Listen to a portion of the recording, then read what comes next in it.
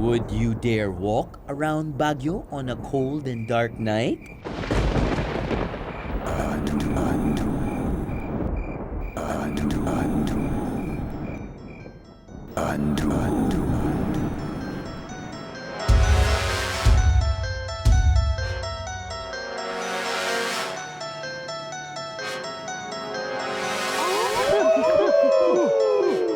Aray! Bakit ka ba? Ano? Anong ginagawa niyo dyan?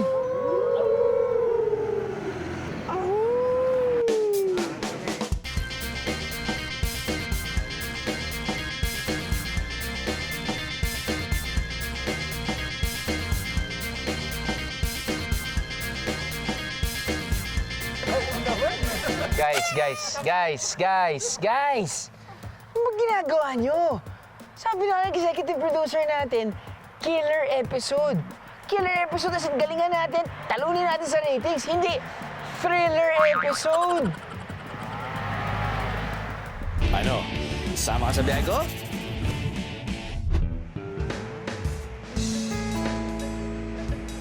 I actually almost forgot kung gaano kaganda yung Baguio. To tell you honestly, pag sinabi sa akin Baguio, parang ayoko nang puntahan.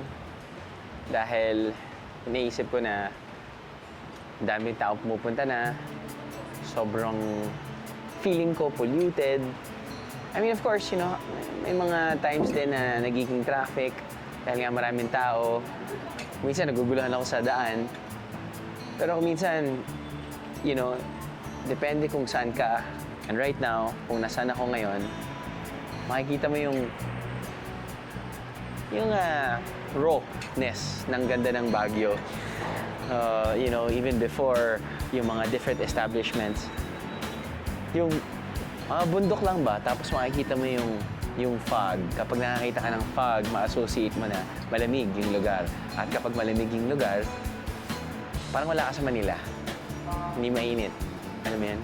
Relaxing. Sarap mag-jacket. Sarap may kayakap. Sarap mag-relax. At ngayon, yun yung nakukuha ko sa Baguio. Mula pa noong 1903, tinawag ng Summer Capital of the Philippines ang Baguio City dahil dinadagsa ito ng mga tao tuwing summer. Nagiging official summer residence din ito ng Head of State para makaiwas sa init ng panahon sa mga mababang lugar tulad ng Maynila. Pero bukod sa lamig ng klima, unti-unti nang dumadami ang rason ng mga tao para umakyat ng Baguio. Hindi lamang tuwing summer season, kundi buong taon. Kaya maraming pumupunta sa Baguio is because yung culture and then yung klima. Sapagkat gusto nilang magpicture ng Igorot at saka maganda talaga ang Baguio. Naiiba rin ang Baguio kasi sa ibang lugar, kung tsaka sa ugali ng mga tao dito. Bukod sa ganda ng tanawin, lamig ng panahon, masasarap na strawberries, at iba't ibang pasalubong, di umano, ilan ding kwentong hindi maipaliwanag ang naririnig at daladalang pauwi ng ilang mga turistang bumibisita sa Baguio. Halimbawa sa teacher's camp, yung white lady daw na nagpapakita. Dito sa farm, when there was a tree, dead tree, maraming makita mo pusa o aso, pero wala, kaya maraming nadidisgrasya dito.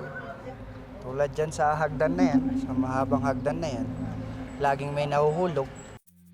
Pero kahit iba't ibang nakakakilabot na istorya ang bumabalot sa Baguio, hindi pa rin ito napipigilan ang pagtagsa ng mga turista.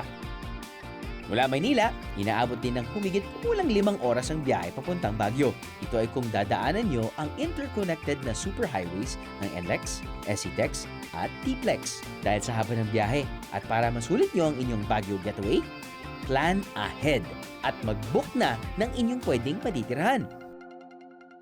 So mga biyahero, yung nakikita nyo ngayon ay ang teacher's camp. Kapag sabihin na natin na malaki kayong grupo, sabihin natin na minimum 50, lahat kayo mga teachers or office mates, pwede kayo magrenta dyan ng mga bahay, no problem, at may kasamang kwento. Mga kwentong kababalaghan. Mga kwentong may tumatakbo daw sa gabi pero pag titingin ka, wala namang tao. But, kapag gusto nyo naman ng isang bahay, tapos kayo ay 12 packs or 12 kayo magkakaibigan o isang pamilya, ito yung napili namin sa inyo, isang transient home na magbabayad lang kayo ng 3,500. Not per person, but 3,500 pesos lahat na per night. Welcome to the living room. Astig, di ba? 3,500 pesos. Meron ka ng TV, meron ka ng lanay, meron kang dining area, hindi kasama pagkain. You can just pay 100 pesos per night or per day para sa LPG kung gusto niyo magluto, walang problema. And on the second floor, meron tayong 3 rooms. Sa 3 rooms na yan, diba na-maximize talaga nila yung space, no? Sa 3 rooms na yan, pwedeng 1, 2, 3, 4, 5. 5 people can sleep here. Plus, meron pang CR. Huwag niyo akong tatanungin kung bakit walang aircon, ha? Huwag niyo akong tatanungin. Hindi kailangan ng aircon. Ang tigas na ng aking chest ngayon dahil malamig. Hindi ako nag-jacket. Pero going on, moving forward. This one is another room. Oh, good for 4. Tapos nun, may banyo. May banyo na. Okay, kailangan close. Close kayo. Kapag magkasama kayo dito sa CR, sa kwarto nito dahil medyo transparent. Pero okay lang. Ano naman palang ganyan eh. Yun nga lang, makikita yung yung bahagi or yung shape ng katawan mo habang nililigo ka.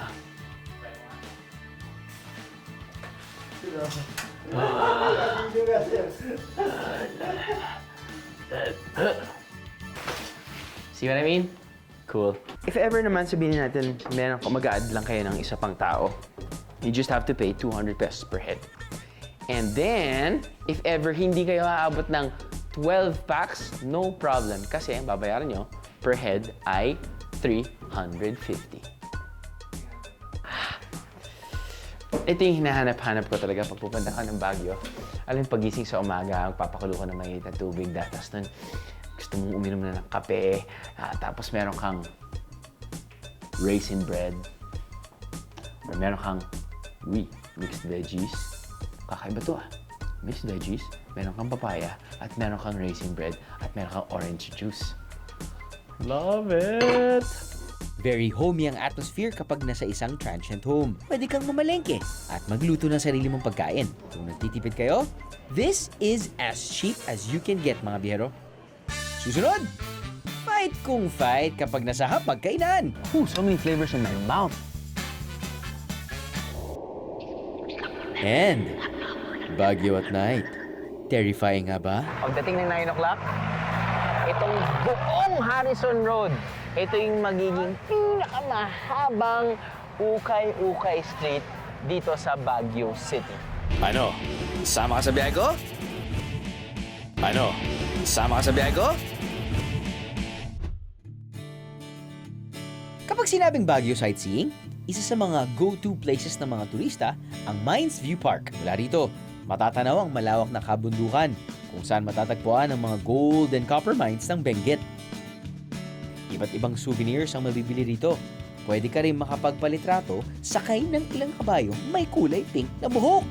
Hehe, cute di ba?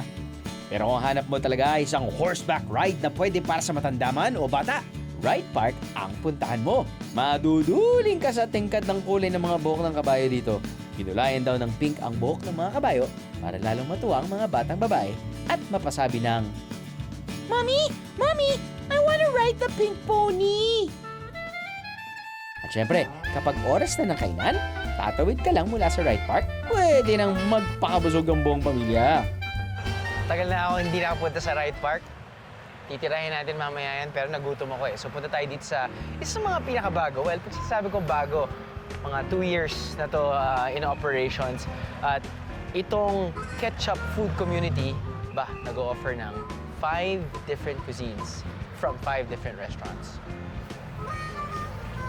Russ, musta bro? Hello, Drew. Kamusta? Pare, kwenta mo naman ako dito sa inyong tinatawag na ketchup community. Actually, yung ketchup food community, nag-start siya 2 years ago. Okay. Over a dinner, kasama namin yung family ko. Mhm. Sabi namin, may bakante na lupa na yung family. Gawin kaya natin group of restaurants. Nice. Yung restaurants na mapagmamalaki namin taga Baguio. Dahil dumadami na daw ang nagbubukas na food outlets at franchises sa Baguio City, kailangan na hindi magpadaig ang mga locals. At dito sa ketchup food community, iba't ibang cuisine ang meron. Na syempre, may local twist. Sa Happy Tummy, more on Thai food ang inaano niya na. Ang Paborito ko sinaserve pa nila. naman ng Thai food, pare. Ako rin. Oo. Tapos ang maganda sa kanya, may pagka-Filipino taste na siya. So medyo fusion na yung pagkalasa niya. Pag sinabi ba nating Filipino taste, Medyo may may konting may pagka-sweet tamis? na. Ay, Oo, matamis na yung... ito po yung nila, specialty niya is yung fried tilapia. With tamarind sauce. You can't go wrong with deep fried. Yeah. Diba? Oo. Uy. Matamis nga yung sauce. Pati yung tamis niya, hindi yung masyado, kaya konting medyo drizzled lang, no? Nice, man.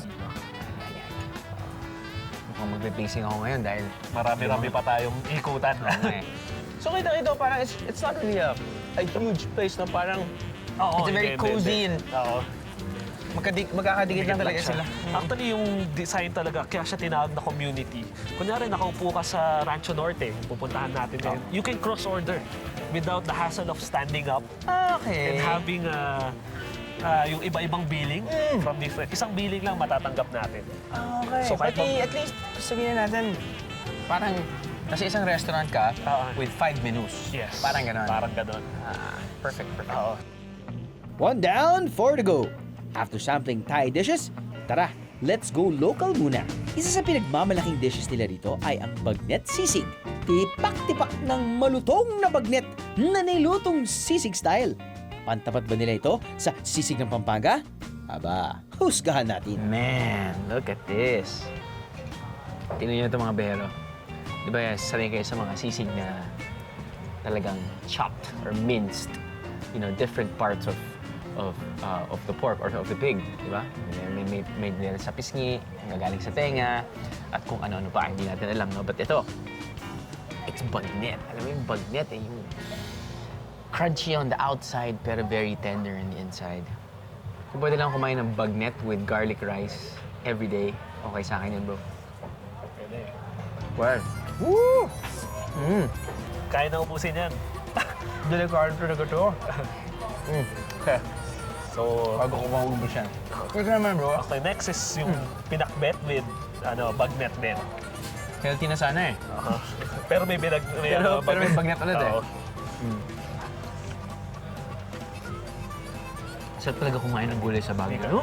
Bro?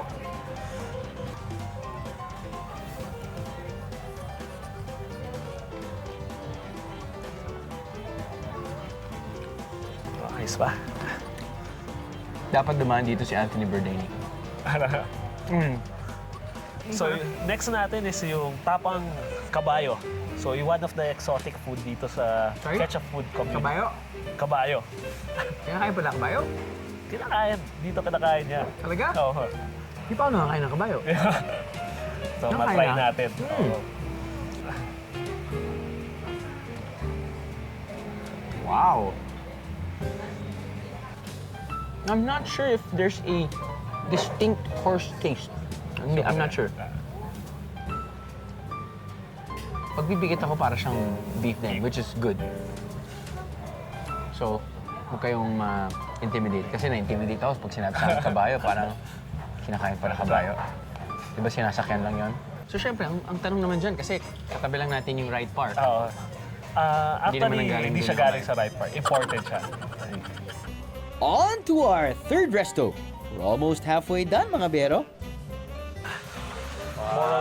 Ibang feel naman to Oo. More on gourmet yung food natin dito. okay. This the chef salad. Organic po lahat ng ginamit dyan. Ang maganda po dyan, dito po sa Baguio, doon po galing yung mga lettuce natin. Nice. Mga vegetables na. Very fresh. Yes. Okay. Ano try? Hey, I will try.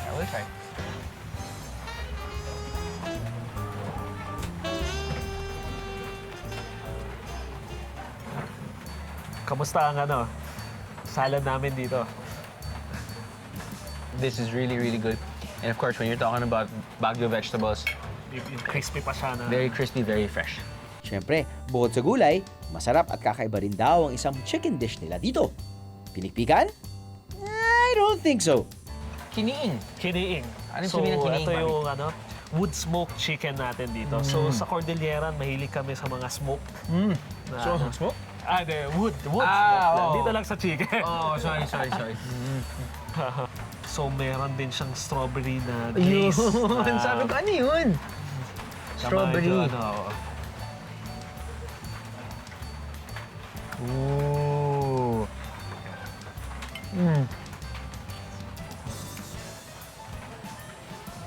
Yung kiniing, which is Wood smoke. the wood smoke, talagang nalalasahan mo yung aftertaste ng yung smokiness nga. You know, when you eat the chicken. And then it really complements with the sauce, which is kind of savory and sweet at the same time. Because of the strawberry and that round two. Kasi baka parang hindi ko nalasahan eh.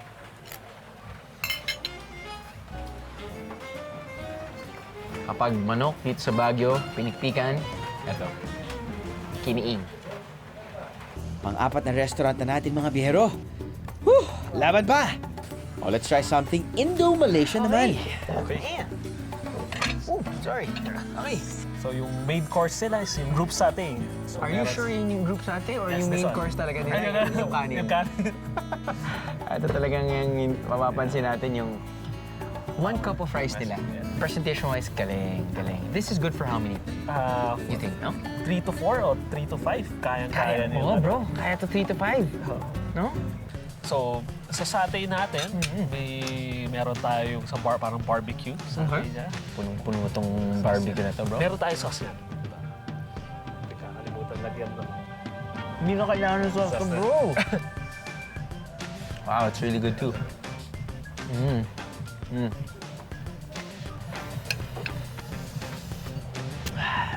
Yung liempo kasi talaga, or yung pork belly, hindi naman siya pinaka-lean. Pero dahil may kasama siyang taba, Yung litid nung niya, yun ang sarap. elitid, taba na yun, bro. Sarap. Approve. Dahil nilalamig ka, meron tayong laksa para sa'yo.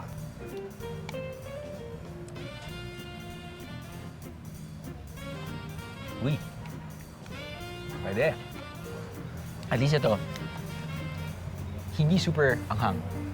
Pero ang okay dito, sabihin natin, asawa ko hindi naman masyadong mahilig sa manghang eh. So at least pwede pa rin niya kainin to. Now, if ever ako, katulad ko, gusto ko na mas maanghang, I'm sure pwede naman tayo humingi ng sili. Pa no? para Para talagang mas strengthen magiging yun. legit yung laksa.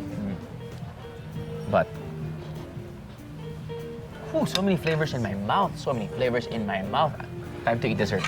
Ito yung natin, Klepton. Klepton. Oh. Interesting. Ano yung nasa loob niya, bro? Coconut. Oh, no. Fried. Yeah, parang bukayo eh. Sa, Parang bukayo. Wow. Bukayo sa loob ng pichi-pichi. Magugustuhan ito ng mga bata. Mahulay, matamis, and very chewy. Wow. So, we're done. Yep. Meron pa tayong isa. Meron pa? Oo, hindi pa tayo tapos. And for our fifth and final restaurant, we fly away to the US of A. Nakaupo na tayo sa 5 restaurants. Parang feeling ko, at the end of this restaurant, kailangan kitang halikan eh. Di ba parang after 5 dates, kailangan ko... Anyway, sige bro. So, una na hinahin natin yung no more ribs. Ribs. Tapos sinamahan pa na ng konting buto. Yung Salad na salad yan. din niya. May glaze siya ng peanut brittle. Uy! Ooh! Different. Oo nga, no? At watermelon. Watermelon. Oh my God! This is huge. How much is this, man? Around 350. No. 300 something lang to, bro. It's crazy. Oh Oh, wow. Look at that. Look at that. Look at that. Hmm? Huh? Yan, ah. Wala lang. Falls off the bone. That's what you want. Ang kami.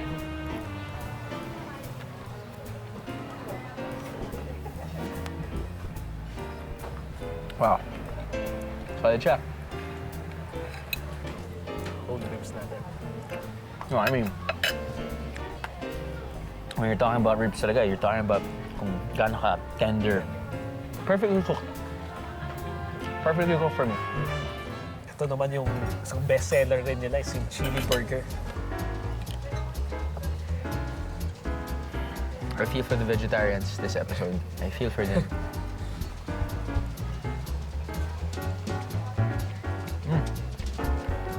And how much is this, bro? This one is around less than 200. Yung ano. Get out of here. No, it's really affordable, huh?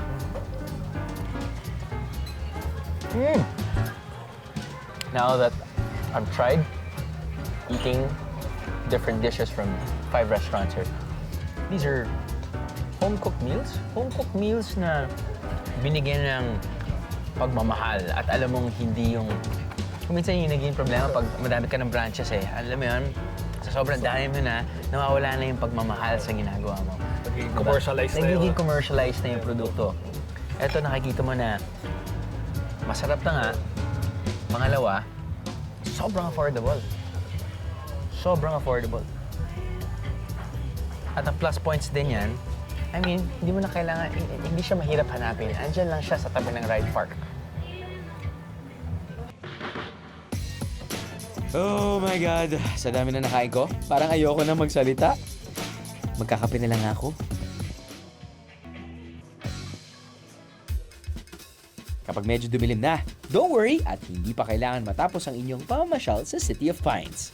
Sa gitna ng 32-hectare Burnham Park, may isang man-made lake kung saan pwedeng magrenta ng paddle boats. Ngayon, like rainy season, pwede tayo ng morning mag-start ng 7:30. Pag hindi naman maraming tao, so pwede tayong hanggang 7:30 to 8. Kapag peak season naman, like for example, this October, so mapabakasyon na, so we can start at around 7 o'clock until 10 or 11 ng gabi para may mapapasyalan ang mga turista.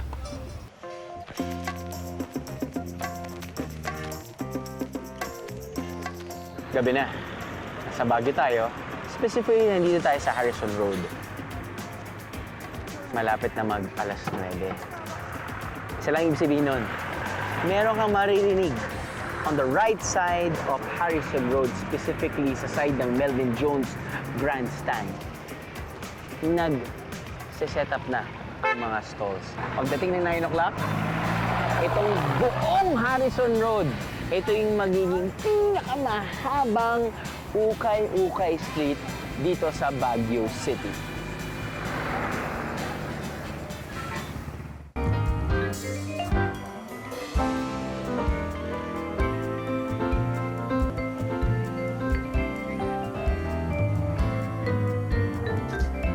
Sa totoo lang, napakaraming mga ukay-ukay o used clothes store na naglipa na sa Baguio City.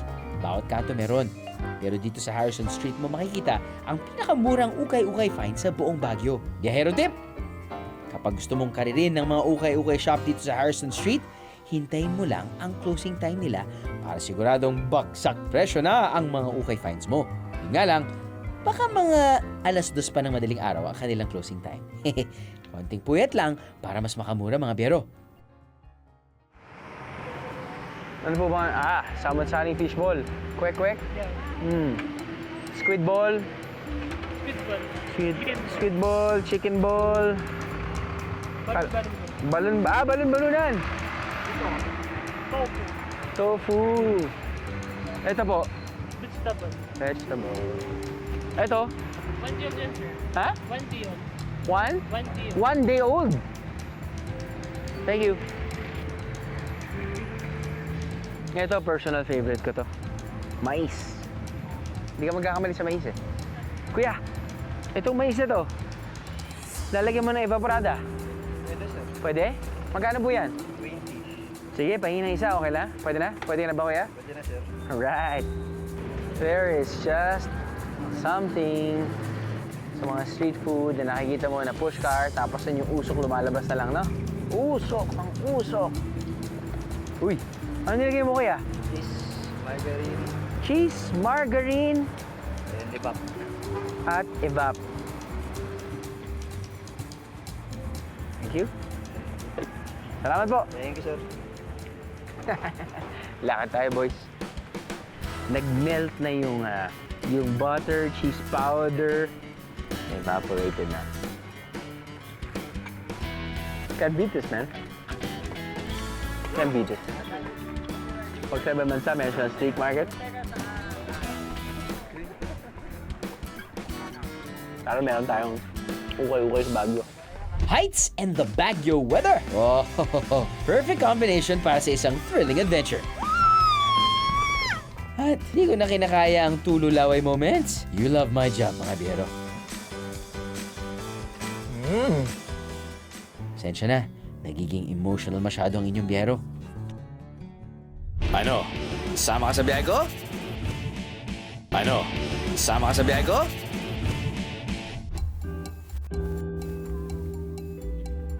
Ukay-ukay. Wag-wag. Thrift o used clothes. Yan ang kadalasang naiisip ng mga tao kapag Baguio ang pinag-uusapan. Pero hindi lang mga segunda manong damit ang mabibili nyo sa Baguio. Marami pang ibang pre-loved items gaya ng mga libro. Ito yung usually hinahanap-hanap natin dito sa Baguio eh. Yung mga samot-saring ukay-ukay shops kung saan makakabili tayo ng mga jacket na parang gusto na lang ibigay na lang, di ba? Pero ang habol natin dito ay mga libro. Mga libro? What? Punta tayo ngayon sa nagiging kilalang bookstore, tawag na Bookends, kung saan merong mini bookstore na nakakalat lahat ng mga samot-saring books.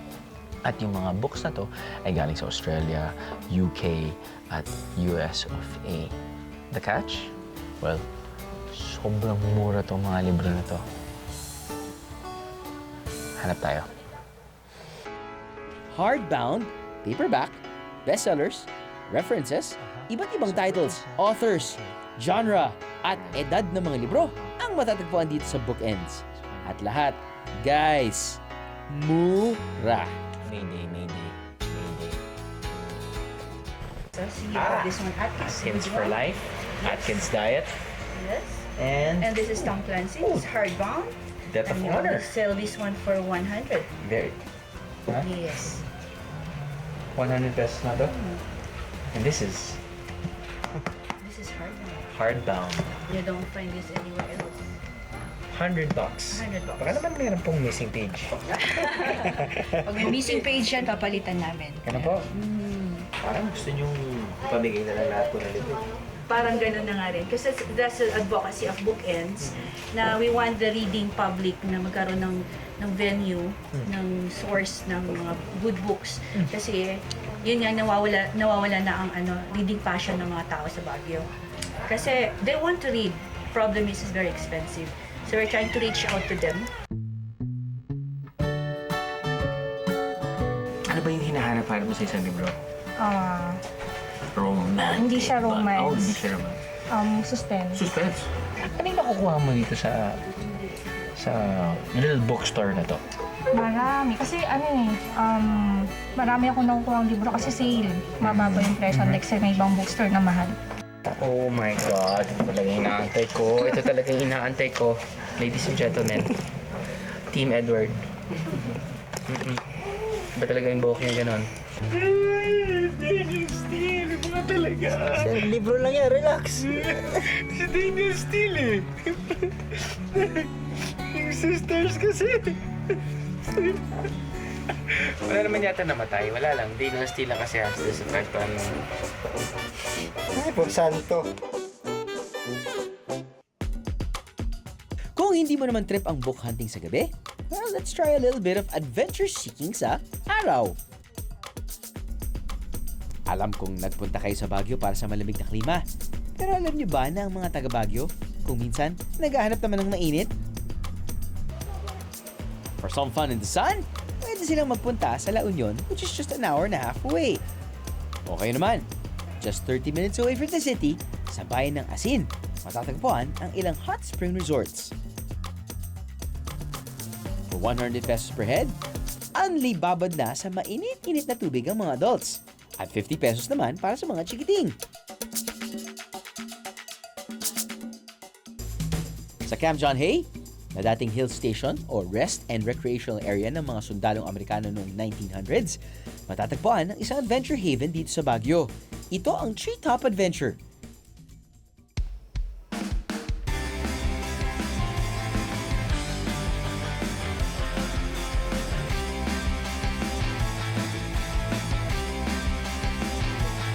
Maaring nasubukan mo na ang mahulog mula sa isang puno.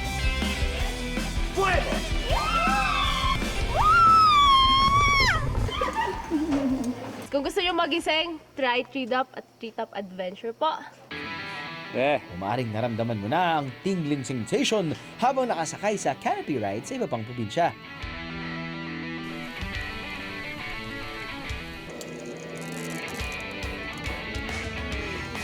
Pero talagang kakaibang feeling dito mga bero. Halimbawa dito sa paborito nating zipline. Dahil sa lamig, kahit tanghaling tapat, hindi ka masyadong pagpapawisan.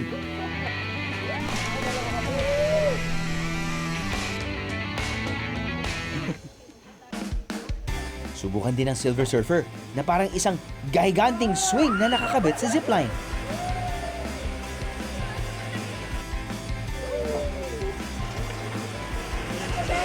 Kahit sabihin mong nasubukan mo na lahat yan sa ibang probinsya, may kakaibang dating pa rin kapag sa Baguio mo ito ginawa.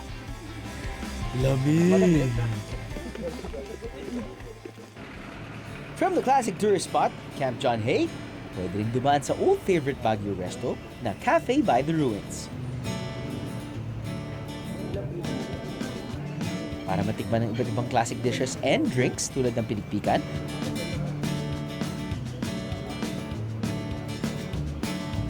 at tsokolate batirol.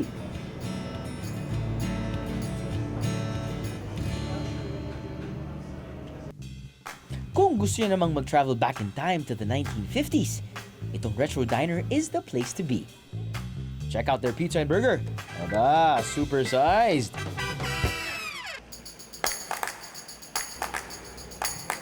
Pero dito raw sa restaurant na to, makikita isang kakaibang pagkain. Okay yung kakaluto. Soft din actually, masarap siya. Yung aftertaste niya talaga nanuluod, parang kaldereta na kakaiba. Appetizing yung presentation niya eh. Maganda siyang, pang dinner. Parang creamy, ganun. Sarap. Nakakabusog. Kahit busog ka na, gusto mo pa rin kainin. Hindi pork, hindi chicken, hindi beef. Kung hindi, what's up, Doc? Rabbit stew! Mapapa, oh my naman kayo sa isa pang must-try resto dito sa Baguio na Oh My Gulay.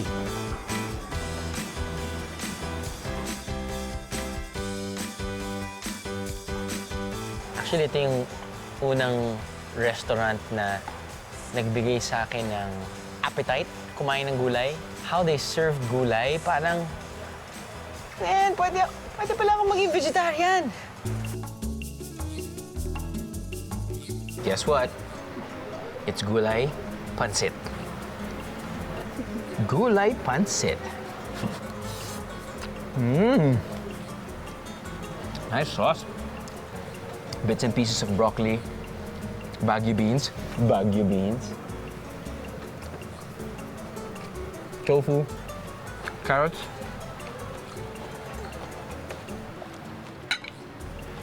Slightly may kick na sauce.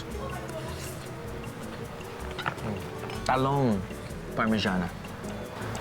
Namoy mo yung tomato sauce. Uy. Yon. Uy. Naamoy mo yung basil, yung fresh basil. On top of bread. Very tasty. Simple, well cooked, fresh vegetarian dishes. dito sa Umay Gulay. Good job. Up ahead, let's travel back in time sa City of Pines. At masdan ang mga strawberry na ipinapahid sa paa. Kalyo yan. Ano? Sama ka sa biyahe ko? Ano? Sama ka sa biyahe ko? Kung nagsawa na kayo sa kaka-sightseeing dito sa Baguio, I suggest do a little time traveling for a change. Dito sa Holy Land and Dinosaur Island, which is around 20 minutes away from the city proper of Baguio, para kayong pumasok sa isang time machine at napunta pabalik sa biblical times. Life-size statues ng biblical figures ang makikita nyo rito. Dumarag sa araw ang tao rito, lalo na kapag mahal na araw. At halos walang malakaran sa kahabaan ng 1-kilometer biblical tour na to.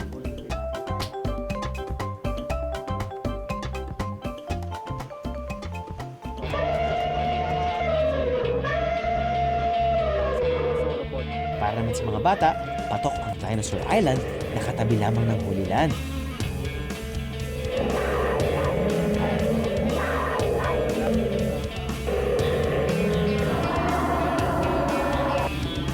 Iba't ibang naglalakihang dinosaur ang makikita, maririnig, at ang iba pa nga, mahahawakan. Halos life-size raw karamihan ng mga dinosaurs dito at kung titingnan mabuti, parang buhay na buhay ang kanilang paggalaw. Pati ang paghinga. Hey, amazing!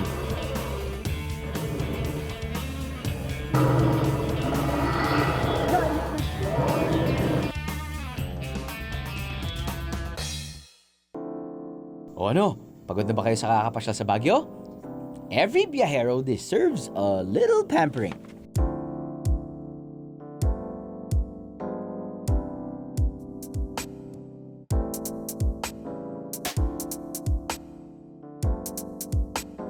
Sir, we have here our menu. Uy, menu.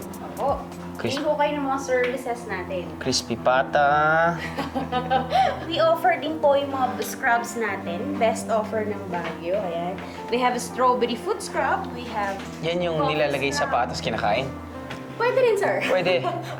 Pwede ho yan. After sa paa, pwede natin i-scrub sa ano. Ano yung isa? Ano yung dark?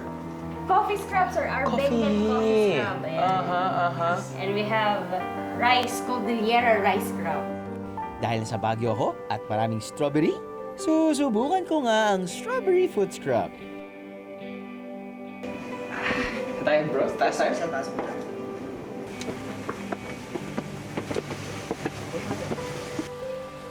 Alam ko na kung bakit nagpapamasahe mga tao dito. Sa baba, okay ka pa eh. Pero papagurin ka nila paakyat. Para mas masarap yung masahe mo.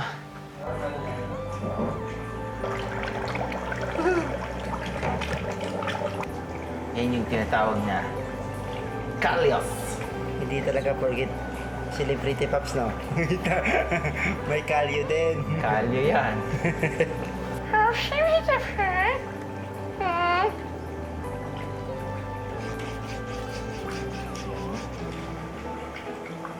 Feeling ko may kulang. Kulang ang aking mga best of friends na girls. You know, it's that massage day with the girls.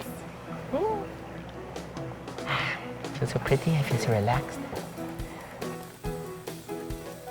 Sinasabing nakakaganda sa balat ang strawberries dahil marami itong vitamins at antioxidants.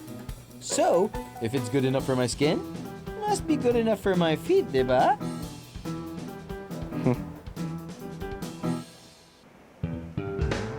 Meron din silang ground coffee scrub.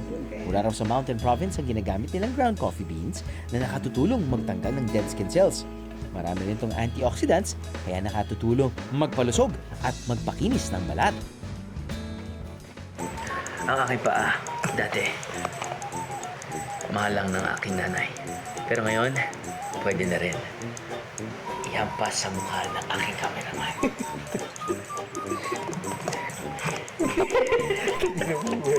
Ganyan, parang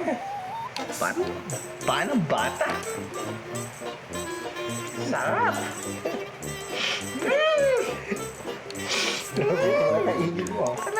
Parang teddy bear na gusto mong yakap-yakapin.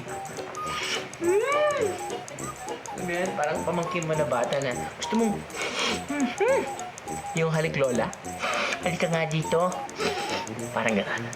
Ayos.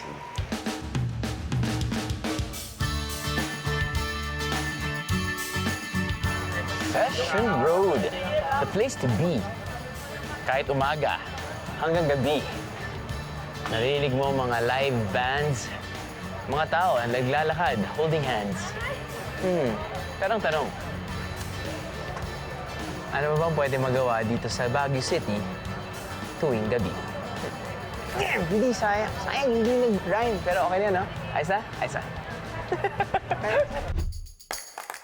Baguio is an old favorite for most of us biyeros. Narito pa rin ang mga classic na lugar ng ating kabataan. Perfect para magmuni-muni. Hindi rin ito nagpahuli na maghatid ng mga bagong tourist spots para sa mga bagong henerasyon ng biyeros.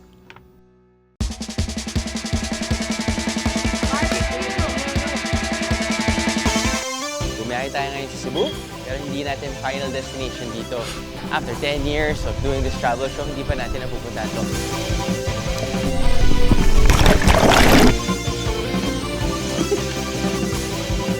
Ang tinutukoy ko ay Bantayan Island. Sabi nga natin, don't be a tourist, be a local.